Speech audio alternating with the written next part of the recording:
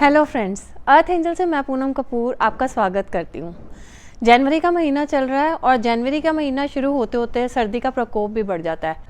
और जैसे जैसे सर्दी बढ़ती है, सर्दी जिस तरीके से हमें इफ़ेक्ट करती है तो हमारे प्लांट्स को भी बहुत ज़्यादा इफ़ेक्ट करती है। और इन दिनों हमारे प्लांट्स बहुत डल और इनएक्टिव लगते हैं। ऐसा क्यों होता है? क्योंकि विंटर्स में जो प्लांट्स हैं वो डोरमेंसी में चले जाते हैं। डोरमेंसी क्या है? डोरमेंसी का मतलब प्लांट्स का स्लीपिंग मोड में जाना, इनएक्टिव हो जाना। इस दौरान प्लांट्स में ग्रोथ बहुत कम हो जाती है, लगभग ना के बराबर। और दूसरा, इनमें लीफ शेडिंग बहुत होती है और लीफ शेडिंग होने की वजह से जो हमारे प्लांट्स में जो एक लेगी लुक आ जाती है, प्लांट्स डल लगने शुरू हो जाते हैं, बीमार लगने शुरू हो जाते हैं। और उस समय हम लोग घबरा के हम लोग प्लांट्स को कुछ एक्स्ट्रा केयर देने की कोशिश करते हैं। हमें लगता है शायद हमारे प्लांट्स ठंड की वजह से मर रहे हैं। तो ऐसे में जाने अनजाने में अपने प्लांट्स की एक्स्ट्रा केयर करते करते हम कुछ मेजर मिस्टेक्स कर बैठते हैं जो हमारे प्लांट्स के लिए महंगी पड़ती हैं और उससे हमारे प्लांट्स मर भी सकते हैं।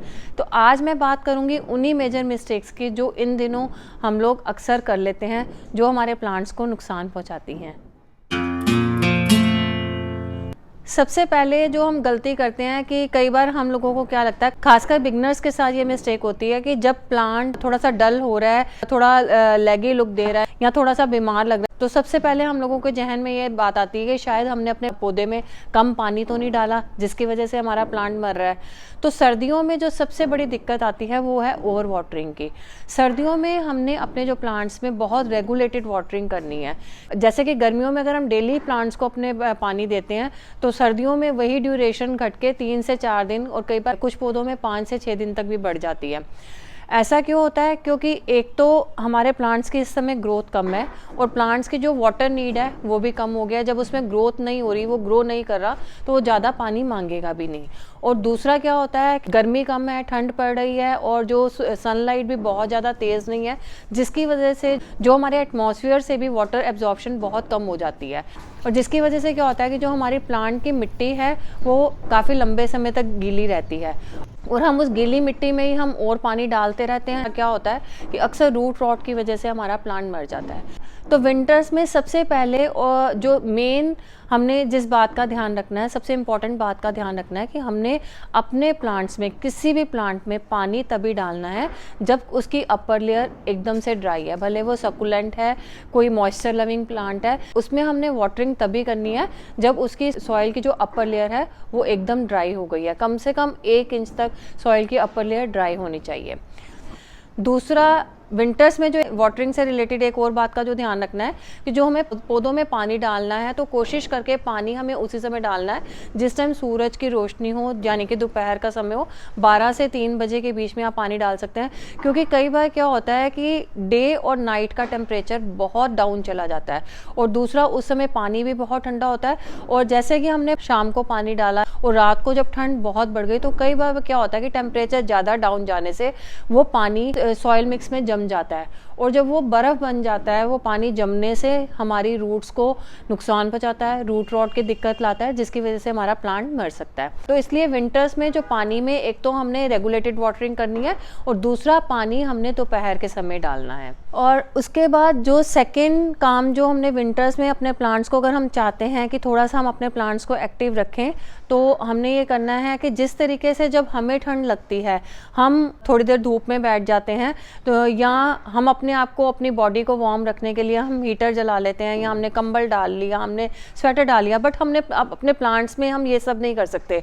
जो हम अपने प्लांट्स को नेचुरल तरीके से हीट कैसे दे सकते हैं, नेचुरल तरीके से जो हीट हम दे सकते हैं वो सनलाइट से दे सकते हैं। तो इसलिए कोशिश करके हमारे जितने भी प्लांट्स हैं उनको हमने ऐसी जगह रख देना है जिसमें दिन के समय उनको सूरज की रोशनी से कुछ हीट मिल सके, ताकि जो प्लांट्स में जो वार्मथ बनी रहे। और इसमें एक बात का हम और ध्यान रख सकते हैं कि जैसे कि जो हमारे इंडोर प्लांट्स होते हैं या सेमी शेड प्लांट्स हैं, जो समर्स की डायरेक्ट सनलाइट में नहीं चलते, लेकिन विंटर्स की सनलाइट में वो प्लांट्स भी इजीली चल जाते हैं, क्योंकि जो विंटर की सनलाइट होती है उसमें उतनी स्कॉचिंग हीट नहीं होती, टेम्परेचर काफ़ी कम होता है। तो विंटर्स की जो डायरेक्ट सनलाइट भी हमारे इंडोर प्लांट्स को या सेमी शेड के प्लांट्स को नुकसान नहीं पहुँचाती। तो इसलिए कोशिश हमने यही करनी है कि जितना जो हम अपने प्लांट्स को मैक्सिमम सनलाइट दे सकते हैं हमने सनलाइट दें, ताकि जो हमारे प्लांट्स थोड़े से एक्टिव रहें। और अगर हम अपने प्लांट्स को डे टाइम में तो सनलाइट में रख सकते हैं, लेकिन रात के समय क्या होता है कि जब शाम होती है या अर्ली मॉर्निंग में उस समय ओस पड़ती है, पाला पड़ता है, और वो पाला जो है हमारे प्लांट्स को बहुत नुकसान पहुंचाता है। तो उसमें हम क्या कर सकते हैं कि शाम के समय या रात के समय अपने पौधों को किसी पतले कपड़े से या पॉलीथीन से ढक लें। खासकर जैसे कि जो अडेनियम्स हैं या सकुलेंट प्लांट्स हैं, उनको हम शाम के समय या जो अर्ली मॉर्निंग की जो ओस है उससे बचाने के लिए हम उनको थोड़ा सा ढक सकते हैं। थर्ड, जो हमने जिस बात का ध्यान रखना है कि विंटर्स में हमने प्लांट्स की बहुत ज़्यादा ख़रीदारी नहीं करनी है, नर्सरी से बहुत ज़्यादा प्लांट्स हमने नहीं खरीदने। हाँ, जो फ्लावरिंग प्लांट्स हम इन दिनों ज़रूर खरीदते हैं, क्योंकि फ्लावरिंग प्लांट्स जो होते हैं वो सीजनल प्लांट्स हैं और उनका यही 2-3 महीने का समय होता है जिस दौरान जो है इनमें फुल ब्लूमिंग होती है। तो ये तो सीजनल प्लांट्स है। इसके अलावा अगर आप और प्लांट्स की शॉपिंग करना चाहते हैं तो नर्सरी से इन दिनों नए प्लांट्स ना खरीदें, और अगर आप खरीद भी रहे हैं तो आप जो कोशिश करके जो उसमें हेल्दी प्लांट हो, भले प्लांट का साइज़ छोटा हो, लेकिन हम हेल्दी प्लांट खरीदें ताकि अगर विंटर में उसका चेंज ऑफ प्लेस भी होता है तो प्लांट ईजिली सर्वाइव कर जाए। और इसके बाद एक गलती जो हम जनरली क्या करते हैं कि नर्सरी से प्लांट लेके आए तो उनको हमने इमीडिएटली रिपोर्ट कर लिया। तो विंटर्स में एक चीज़ का ध्यान रखना है, अगर हमने जो प्लांट्स नए खरीदे हैं उनको भी हमने रिपोर्ट नहीं करना, और अपने पुराने किसी प्लांट को भी हमने रिपोर्ट नहीं करना। क्योंकि रिपोर्टिंग में अक्सर क्या होता है कि प्लांट्स की कहीं ना कहीं थोड़ी बहुत उनकी जो है रूट्स ब्रेक हो जाती हैं, या उनमें सॉइल मिक्स चेंज होने की वजह से या नया पॉट होने की वजह से कई बार क्या होता है कि हमारा प्लांट स्ट्रेस में आ जाता है। और विंटर्स में ऑलरेडी जो इतनी सर्दी जो है वो हमारे प्लांट को स्ट्रेस दे रही है, तो हमने कोशिश यही करनी है कि विंटर्स में हम ना तो नए ना पुराने प्लांट की रिपोर्टिंग ना करें इन दिनों। विंटर्स में हमने एक गुड़ाई करना भी अवॉइड करना है, और अगर हम गुड़ाई करते भी हैं तो बहुत डीप गुड़ाई नहीं करनी है ताकि किसी तरीके से हमारे जो प्लांट की रूट्स है वो हर्ट हो रही हैं। अगर आप गुड़ाई करना भी चाहते हैं तो बहुत हल्की हल्की गुड़ाई आपने जो उसकी बिल्कुल टॉप लेयर से बिल्कुल हल्की सी गुड़ाई, हल्के हाथ से गुड़ाई करनी है ताकि उसकी जो रूट्स हैं कहीं भी किसी तरीके से डैमेज ना हो। इसके अलावा इस दौरान अक्सर हम क्या गलती करते हैं कि कई बार हम देखते हैं कि हमारा जो प्लांट है वो डल लग रहा है या लैगी लग रहा है, उसमें लीव शेडिंग हो रही है, तो हमें एकदम से लगता है कि कहीं हमारा प्लांट मरने तो नहीं वाला। तो उस समय हम कुछ गलतियां क्या करते हैं कि हम अपने प्लांट्स में कुछ केमिकल फर्टिलाइज़र ऐड कर देते हैं, क्योंकि अक्सर क्या होता है कि जो ये प्लांट सेलर होते हैं वो कहते हैं नहीं, आपको लग रहा है कि प्लांट मर रहा है तो आप ये फर्टिलाइज़र ऐड कर दिए, क्योंकि उन लोगों ने अपना प्रोडक्ट सेल करना है। लेकिन आप लोगों ने विंटर्स में अपने प्लांट में किसी तरह का कोई फर्टिलाइजर ऐड नहीं करना। खासकर जनवरी मंथ में आपने अपने प्लांट में किसी तरह का कोई फर्टिलाइजर ऐड नहीं करना, क्योंकि जब हमारा प्लांट डोरमेंसी में है, प्लांट में किसी तरह की ग्रोथ नहीं है, तो अननेसेसरी हम उसमें अगर फर्टिलाइजर ऐड करेंगे तो वो प्लांट हमारा स्ट्रेस में आएगा। जैसे कि मैंने बताया कि इस दौरान बहुत लीव शेडिंग होती है, क्योंकि ऐसे बहुत से प्लांट्स हैं जैसे कि प्लमेरिया प्लांट, अडेनियम प्लांट ऐसे, या बोगनविला, ये कुछ ऐसे प्लांट्स हैं या जेड प्लांट जिसमें काफ़ी हद तक लीव शेडिंग हो जाती है। अडेनियम और प्लमेरिया प्लांट्स में तो बिल्कुल लीव्स पूरी ही ख़त्म हो जाती हैं, तो उस टाइम प्लांट जो हमारा बहुत लेगी लुक देता है। तो कई बार वो लेगी लुक हम लोगों से थोड़ा सा हमें पेनफुल भी लगती है, और थोड़ा सा हमें एक अच्छी हमारे लगता है कि गार्डन में कैसे प्लांट कैसे लग रहा है, तो उस टाइम हम जोश में आके अपने प्लांट्स में हार्ड प्रूनिंग कर देते हैं। तो विंटर्स में गलती से भी हमने अपने प्लांट्स में कोई भी हार्ड प्रूनिंग नहीं करनी। हाँ, पिंचिंग वगैरह अगर छोटी मोटी पिंचिंग आप करना चाहते हैं वो बात अलग है, लेकिन किसी भी तरह की हार्ड प्रूनिंग आपने इस पीरियड में नहीं करनी।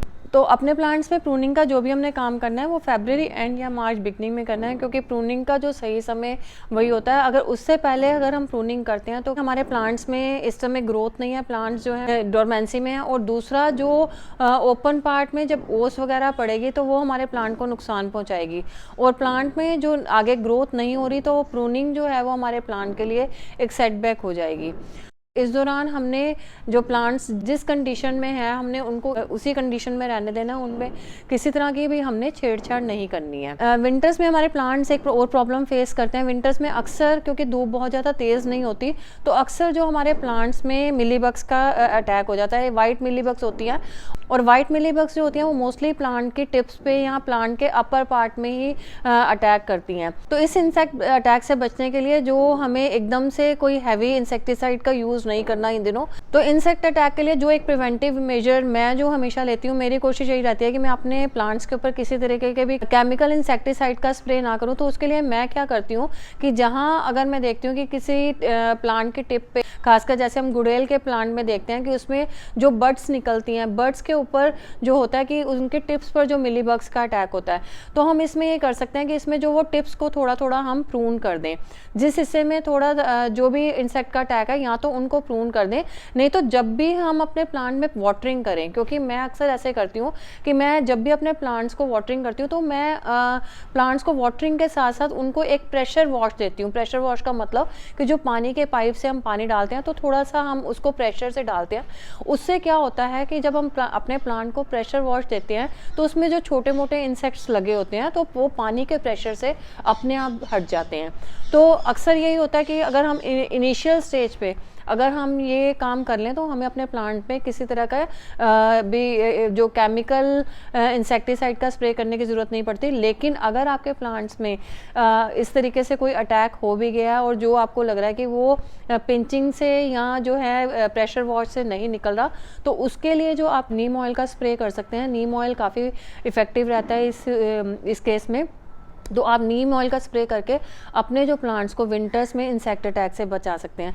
क्योंकि क्या होता है कि जब हमारे प्लांट वीक है, हमारे जैसे हम अपना भी देखते हैं कि अगर हमारी बॉडी वीक है तो उस पर किसी भी तरह का जो है हमारे जो बॉडी है वो बीमारी को कैच कर लेती है। तो इसी तरीके से प्लांट्स के साथ होता है कि जब हमारे प्लांट्स की बॉडी वीक है, प्लांट्स इनएक्टिव हैं, तो उन पर किसी तरह का भी इंसेक्ट अटैक होता है तो वो अटैक हमारे प्लांट की ग्रोथ पे हावी पड़ जाता है, तो उसमें प्लांट के मरने का खतरा रहता है। तो फ्रेंड्स, इस तरीके से ये छोटी छोटी सी बातें हैं कि ये थोड़ा सा 1-1.5 महीने का समय होता है जो हमारे प्लांट्स के लिए थोड़ा सा सेंसिटिव होता है। और इस समय में अगर थोड़ा सा हम कुछ चीज़ों का ध्यान रखें, फर्स्ट वाटरिंग का है, दूसरा जो है सेकंड अपने प्लांट्स को फुल सनलाइट देने की कोशिश करें, फर्टिलाइज़र ऐड ना करें, किसी तरह की हार्ड प्रूनिंग ना करें, और अपने प्लांट्स को इस समय एक मैं कह सकती हूँ कि स्पेशल केयर की ज़रूरत होती है। जिस तरीके से हम अपने आप को विंटर से बचाने के लिए जो छोटे छोटे उपाय करते हैं, तो मेरी कोशिश यही रहती है कि इससे पहले बात बढ़े, prevention is better than cure. तो अगर हम थोड़ी बातों का ध्यान रख लेंगे तो शायद हमें इलाज की ज़रूरत ही नहीं पड़ेगी। तो यही कंडीशन हमारे प्लांट्स के साथ है कि अगर हम अपने प्लांट्स का थोड़ा सा ध्यान रख लेंगे तो ये समय हमारा अच्छे से निकल जाएगा, और जो आने वाले सीज़न में हमारे जो प्लांट्स हैं वो बहुत हेल्दी रहेंगे। तो इन्हीं छोटी छोटी टिप्स और आइडियाज़ के लिए जुड़े रहिए मेरे साथ। Stay tune, stay healthy, happy gardening and happy winters.